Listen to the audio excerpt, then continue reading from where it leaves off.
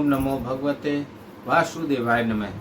नमस्कार, मैं ज्योतिषाचार्य वरुण प्रकाश ज्योतिष के आज के संस्करण में आप सभी प्रबुद्ध दर्शकों का, आप सभी श्रोताओं को स्वागत करता हूं। जैसा कि आपको मालूम है कि देवगुरु बृहस्पति 3 मई को वृषभ राशि में अस्त होने जा रहे हैं। मैंने इसके पहले वीडियो में आपको बताया है कि जब देवगुरु बृहस्पति अस्त होंगे तो कैसा प्रभाव पड़ेगा, ज्योतिष में इसका क्या महत्व है और 12 राशियों पर कैसा प्रभाव पड़ेगा और क्या उपाय आपको करना चाहिए। देखिए, अगर आपके जीवन में किसी भी तरीके का कोई भी समस्या चल रही है, आप परेशान हैं, तो आप उसमें विलंब मत कीजिए। विलंब करने से समस्याएं गंभीर होंगी और जैसे जैसे ग्रहों के गोचर बढ़ते जाएंगे वैसे वैसे समस्याएं और आपकी बिगड़ती जाएंगी, बढ़ती जाएंगी। इसलिए हमारे कार्यालय से संपर्क कीजिए। हमारे कार्यालय में हर तरह की विद्याओं का अध्ययन होता है। 3 ब्राह्मण तो हर दिन बैठ के 9 ग्रह शांति के जप करते रहते हैं और आपके लिए हवन, दशांश का हवन भी करते रहते हैं और उसके बदले में आपको उपाय देते हैं, जिसके माध्यम से आपको बहुत लाभ मिलता है। बहुत लोग हमसे ऐसे जुड़े हैं जो हमसे उपाय प्राप्त करके जीवन में सफलता के कदम चूम रहे हैं और सफलताएं मिल रही हैं। ऐसे बहुत लोग हमसे जुड़े हुए हैं जो सफल होने के बाद तरह तरह की गिफ्ट और तरह तरह की हमारे पास उपचार भेजते रहते हैं। और ऐसे बहुत लोग हैं जिनकी सफलताएं न मिलने के कारण बहुत परेशान रहते हैं। उनका जब हमारा कभी उनके प्रदेश में या उनके जिला में गोचर होता है तो हमसे संपर्क करते रहते हैं, मिलते हैं और उपचार कराते हैं। अगर आप भी किसी बड़ी समस्या से ग्रसित हैं तो हमको आप अपने जगह पे बुला सकते हैं। उसके लिए आपके जो भी खर्चे होंगे तो वो थोड़ा बहुत आपके बढ़ जाएंगे, लेकिन आपको समस्याओं से मुक्ति 100% मिलेगी। बशर्ते आपको ईश्वर पर विश्वास, धैर्य, नियम पालन करने की दृढ़ इच्छा और ये संकल्प आपके अंदर होना चाहिए कि हम जितने दिन का ये अनुष्ठान है उसको नियम से करेंगे। आज मैं चर्चा करूंगा कि देवगुरु बृहस्पति जब अस्त होंगे। मैंने पिछले वीडियो में ही बताया था कि उनका पारिवारिक जीवन पे बड़ा प्रभाव पड़ेगा अस्त होने पर। तो मैं ऐसे राशियों के बारे में बताऊंगा जिसपे देवगुरु के अस्त होने से पति पत्नियों के बीच में तकरार बढ़ेगा, समस्याएं बढ़ेंगी। तो जब कोई ग्रह अस्त होते हैं उनका सभी राशियों पे कुछ कुछ न प्रभाव पड़ता है, लेकिन कुछ राशियों पे ज्यादा प्रभाव पड़ता है। तो मैं उन 4 राशियों के बारे में बताऊंगा जिसपे अस्त होने पर पति पत्नियों के बीच में जो तकरार बढ़ेगा वो 4 राशियां कौन है। लेकिन इससे पहले मैं आप बता दूं, यह आपके नाम राशि और चंद्र राशि पे संयुक्त रूप से आधारित है। आप कुंडली का विश्लेषण अवश्य करा लीजिए समस्याओं से अगर आप मुक्ति पाना चाहते हैं तो। जब कोई ग्रह राशि चक्र में सभी राशियों में किसी विशिष्ट राशि में 10 डिग्री के अंदर सूर्य के साथ युक्ति कराता है तो यह जो ग्रह की घटना होती है उस ग्रह को अस्त कहा जाता है। जब कोई ग्रह एक राशि में दूसरे राशि में प्रवेश करता है तो इस घटना को ज्योतिषी माध्यम से, ज्योतिषी भाषा में इसको गोचर नाम दिया गया है। गोचर की तरह अस्त होना भी बहुत कुछ जीवन में असर डालता है। जब कोई ग्रह अस्त होता है तो उसके प्रभाव के कारण कुछ राशियों में नकारात्मकता परिणाम बढ़ जाती है और नकारात्मक चीजों का सामना करना पड़ता है। तो वहीं कुछ राशि के लोगों को अनुकूल प्रभाव भी मिलता है। इस बार बृहस्पति के अस्त होने से कुछ खास राशियों के प्रेम जीवन में बहुत व्यापक प्रभाव पड़ेगा। इन राशियों के बारे में जानने से पहले बृहस्पति के अस्त होने की तिथि और समय के बारे में आप समझिए।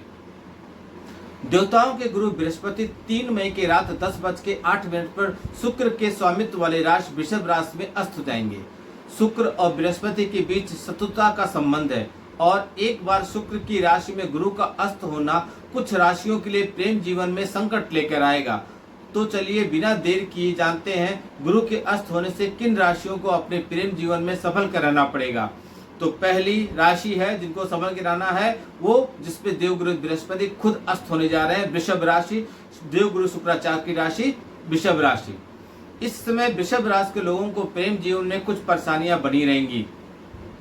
इन समस्याओं के कारण आपको अपने पार्टनर के बीच में दूरियों को बढ़ने की आशंका रहेगी। आप और आपके जीवन साथी के बीच छोटी मोटी बातों को लेकर बड़ा झगड़ा हो सकता है। गुरु के अशुभ प्रभाव के कारण आप दोनों एक दूसरे से लड़ते और बहस करते हुए हमेशा नजर आएंगे। यदि आप अपने रिश्तों में सुधार लाना चाहते हैं तो एक दूसरे को आप समझने का प्रयास कीजिए और ठंडे दिमाग से काम लीजिए। दूसरी राशि है सिंह राशि। सिंह राशि के लोगों को इस समय अपने गुस्से पर नियंत्रण रखने की सलाह मैं दूंगा, क्योंकि गुरु के अस्त होने के दौरान आपको अपने पार्टनर के बीच अहंकार से संबंधित समस्याएं पैदा होंगी। आप दोनों के बीच मतभेद उत्पन्न होने की आशंका है और इसकी वजह से आप और आपके जीवन साथी के रिश्तों में दूरियां बढ़ सकती हैं। आप दोनों को अपने रिश्तों को ठीक करने का काम करना चाहिए। तीसरी राशि है वृश्चिक राशि। अगर आप वृश्चिक राशि से हैं तो आपको प्रेम जीवन में भी गुरु के अस्त होने के दौरान संकट आने की संभावना है। आपको अपने परिवार के सदस्यों के साथ मतभेद होने के आसार हैं। अपने परिवार में सुख शांति को बनाए रखने के लिए आपको समय देना पड़ेगा। आपकी मदद आपको आपसी तालमेल विकसित करने पर ध्यान देना पड़ेगा, जिससे आपको मधुरता बना रहे। जीवन साथी को समझने और आपस में थोड़ा ठंडे दिमाग से मधुर वचन बोलिए। और अंतिम राशि है धनु राशि। धनु राशि को लोगों को गुरु के अस्त होने के दौरान अपने पार्टनर को लेकर कुछ परेशानियों का सामना करना पड़ेगा। इसमें आपको अपने जीवन साथी की ओर से थोड़ी असुविधा महसूस होगी। आप दोनों बेवजह एक दूसरे से लड़ते हुए नजर आएंगे। इस वजह से आपको रिश्तों में कड़वाहट आने की संभावना है। तो वो 4 राशियां जो है जिनको विशेष रूप से सावधानी बरतनी है गुरु के अस्त होने के समय में। पहली वृषभ राशि, दूसरी सिंह राशि, तीसरी वृश्चिक राशि और चौथी धनु राशि। अगर आपके बीच में मतभेद ज्यादा बढ़ रहे हैं, समस्याएं बढ़ रही हैं, तो आप हमसे उपाय ले लीजिए। उपाय करने से आपका प्रेम जीवन, अगर आप लव लाइफ में हैं, प्रेमिका के साथ हैं, तो उसमें आपको कुछ गड़बड़ी नहीं होगी। उसमें आपका प्यार परवान चढ़ेगा। और अगर परिवार में है, शादीशुदा है, तो आप उपाय कर लीजिए। आपको किसी भी तरीके से कोई भी समस्या आपके जीवन में नहीं आएगी। खुशी खुशी अच्छा जीवन बिताएंगे आप। समस्याओं को गंभीर मत होने दीजिए। और समस्याएं अगर गंभीर होंगी तो उसके समाधान करने में भी उतना समय जाएगा। आपके कुंडली में कोई ग्रह कितना भी नकारात्मक है, उसको आप कई विधि के द्वारा सकारात्मक अच्छा परिणाम प्राप्त कर सकते हैं। उसकी विधि है पूजा पाठ, तंत्र मंत्र, मालाएं, ज्योतिष, जड़ी बूटियां, बहुत ऐसी चीजें हैं जिनको आप करके आप अपने जीवन में उस ग्रह का प्रभाव जो आपके कुंडली में खराब है उसका बहुत उच्च का प्रभाव प्राप्त कर सकते हैं। बशर्ते आपको नियम का पालन करना पड़ेगा। जो 2, 4, 10 दिन की जो भी नियम रहेंगे उस पे आपको दृढ़ संकल्प के साथ करना पड़ेगा। क्योंकि देखिए, समस्या आपके साथ है। आपका समस्या, आप बीमारी आपको तो दवा तो आप ही खाएंगे। मैं आपको तरीका बता दूंगा, दवा दे दूंगा, लेकिन दवा खाने में मैंने बोला ये दवा सुबह नाश्ते से पहले खाइए, अब आप इसको रात में खाना खाने के बाद खा रहे हैं, तो उसका असर कैसे होगा?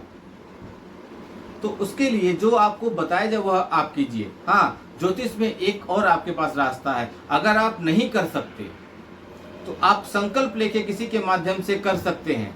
ब्राह्मण के माध्यम से करवा सकते हैं, हमारे कार्यालय के माध्यम से करवा सकते हैं और उसका परिणाम आपको मिलेगा। लेकिन समय व्यर्थ मत कीजिए। समय एक बार हाथ से निकल गया तो आपको वो लौट के नहीं आने वाला और समस्याएं गंभीर होती चली जाएंगी।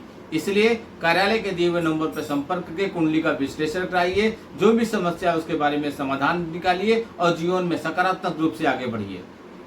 वीडियो को बहुत लोग तक पहुंचाइए जिससे बाकी लोग भी इसका लाभ उठा सकें। लाइक कीजिए और कमेंट बॉक्स में कुछ न कुछ तो अवश्य लिखिए। आपका दिन शुभ हो। भगवान भोलेनाथ का आशीर्वाद आप पर बना रहे। नमस्कार, जय श्री राम।